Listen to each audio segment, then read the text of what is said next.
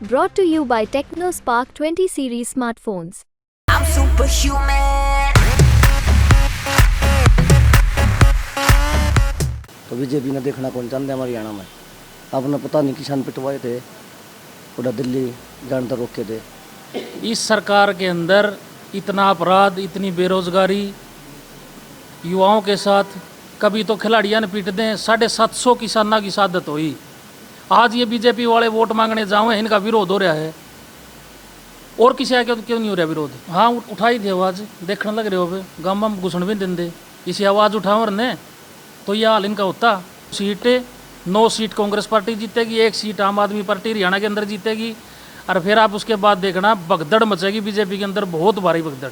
जिस प्रकार मौसम में गर्मी बढ़ी है, वहीं अब लोकसभा चुनाव की अगर बात करें तो कहीं ना कहीं अब गर्मी बढ़ने लगी है, क्योंकि जिस प्रकार से जो 25 मई की जो डेट है वो वोटिंग की नज़दीक आ रही है, तो जो प्रत्याशी हैं उनके पसीने कहीं ना कहीं छूटते नज़र आ रहे हैं। अब की बार जींद का जो युवा है किन मुद्दों को लेकर वोट देगा?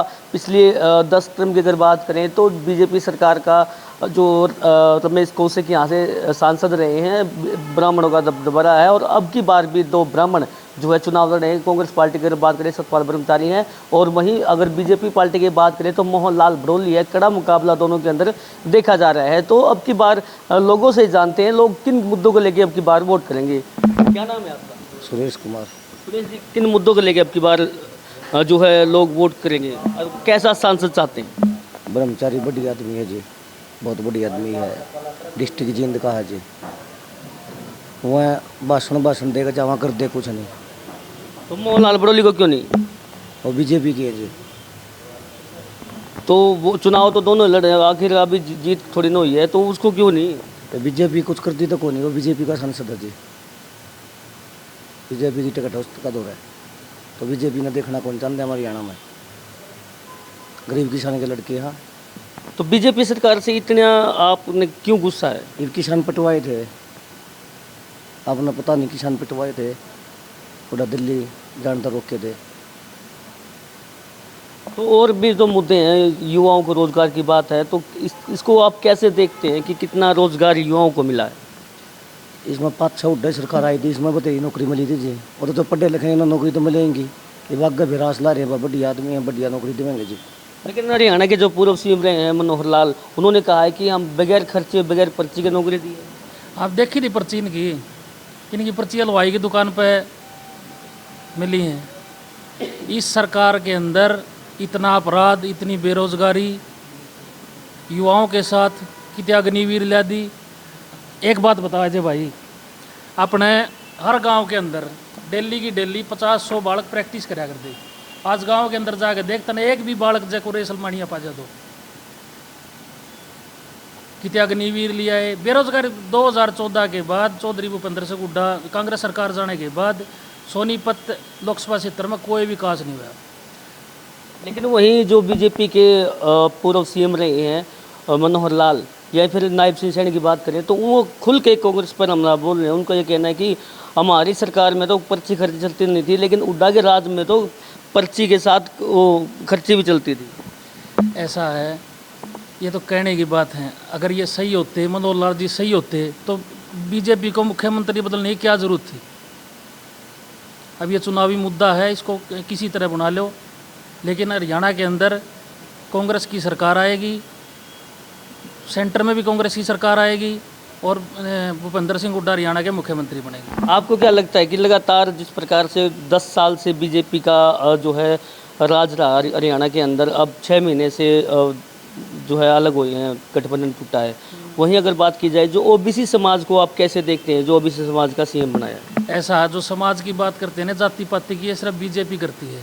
कांग्रेस में ऐसी कोई विचारधारा नहीं है कि वो जात की राजनीति करे। हमारे लिए तो सारे भाई बराबर हैं। ये जितने भी यहाँ पे बैठे हैं, किस किस कास्ट से हमने नहीं किसी बात पर भाई हैं सब। तो आपने कहा कि कांग्रेस पार्टी में जो है खर्चे पर्चे नहीं चलती थी, बीजेपी सरकार में ही चलती थी, लेकिन वहीं जो युवा है अब की बार इस सरकार में जो गरीब तबके के लोग हैं वो ज़्यादा इसमें नौकरी लगे हैं। ऐसा नौकरी लगी कहाँ है? आप आंकड़े काट के लाओ ना, नौकरी लगी कहाँ है? पीएचडी करने वाला एक युवा वो ग्रुप डी के लिए लाइन में लगा खड़ा है। यही योग्यता है क्या? यही सरकार है? नायब शिक्षा नहीं कह रहे हैं कि हमने युवाओं को रोजगार दिया है, महिलाओं को जो है आरक्षण दिया है। वहीं अगर बात की जाए जो हरियाणा के अंदर जिनकी शादी नहीं होती उनको रंधवा बोलते हैं, उनकी पेंशन भी बनवाई है। हमने तो पता नहीं है बीजेपी कौन सी विचारधारा के साथ राजनीति कर रही है। समाज के बारे में इनका कोई विचार नहीं है, ना कोई युवाओं के बारे में विचार है, ना कोई महिलाओं के बारे में। कभी तो खिलाड़ियां ने पीट दें, 750 किसानों की शहादत हुई। आज ये बीजेपी वाले वोट मांगने जाओ, इनका विरोध हो रहा है। और किसी आगे क्यों नहीं हो रहा विरोध? 750 किसान है, 12 महीने तक वहाँ पे बैठा रहा, तो को शौक थोड़ा था किसी ने बैठने का। मजबूरी में ही आदमी बाहर निकलता है, मजबूरी में ही आंदोलन करता है, ना किसी को शौक नहीं है, सब अपने काम करें।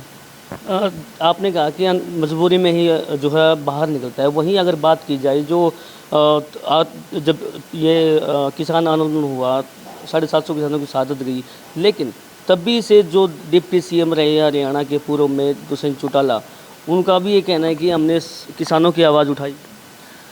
हाँ, उठाई थी आवाज़। देखने लग रहे हो बे, गाँव में घुसन भी नहीं देंगे। इसी आवाज़ उठाओ ने तो ये हाल इनका होता। ये सब मिले जुले हुए ना, इनका गठबंधन टूट रहा। पहले भी इनका जो था, जिस बात पर गठबंधन था, आज भी वो गठबंधन तोड़ने के नाम का भी इनका गठबंधन है। लेकिन दुष्यंत चौटाला ये कह रहे हैं कि मैं उसको कांग्रेस पार्टी को समर्थन करूंगा अगर सरकार बनी। हाँ, कर दो समर्थन, फिर खुला समर्थन है मेरा। कर दो समर्थन, कर दे तो को नहीं कहने की बात है, तो राजनीति बना रहे अपने बात में। तो अभी जो कांग्रेस पार्टी में 3 विधायक आए हैं, हालांकि जो जेजेपी से विधायक है रामनिवास सुरजखेड़ा वाला, वो तो बीजेपी में ही है, लेकिन इसमें कैसे देखते हैं आप, कितना फर्क पड़ेगा? ऐसा है, विधायक भी रेल भर भर के कांग्रेस में आएंगे, रेल भर भर के।